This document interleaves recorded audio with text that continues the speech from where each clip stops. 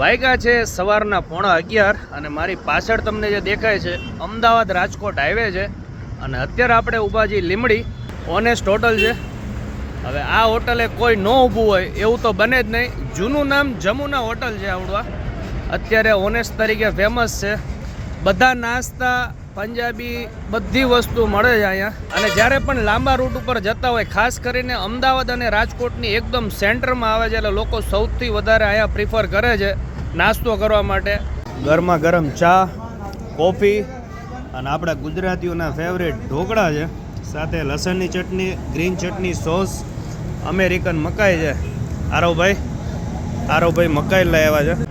વાત કરી દઈ પ્રાઇઝની, ચાના 20 રૂપિયા છે, કોફીના 30 રૂપિયા છે, ઢોકળાની પ્લેટના 50 રૂપિયા છે અને મકાઈના કેટલા છે? 50 રેગ્યુલર છે, બટરવાળી. ચીઝવાળીના 60 હતા ને? બરોબર છે.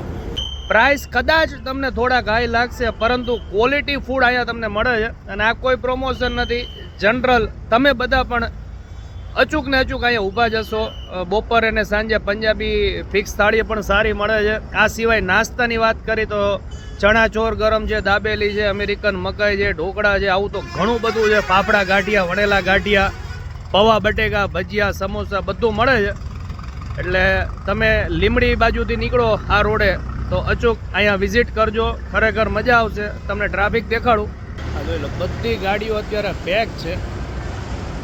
બપોરે અને રાતના ટાઈમે અહીંયા એટલો બધો ટ્રાફિક હોય છે કે તમે વેઇટિંગમાં ઊભું રહેવું પડે.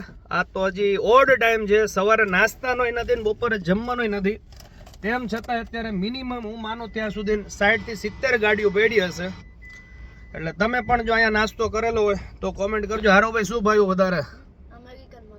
મકાઈ. અને મેડમને કોફી વધારે ભાવી? હે, કોફી સારી હતી. જો કે બધી આઈટમ સારી જ મળે છે અહીંયા. તો ચાલો, જઈ રહ્યા છીએ અમદાવાદ.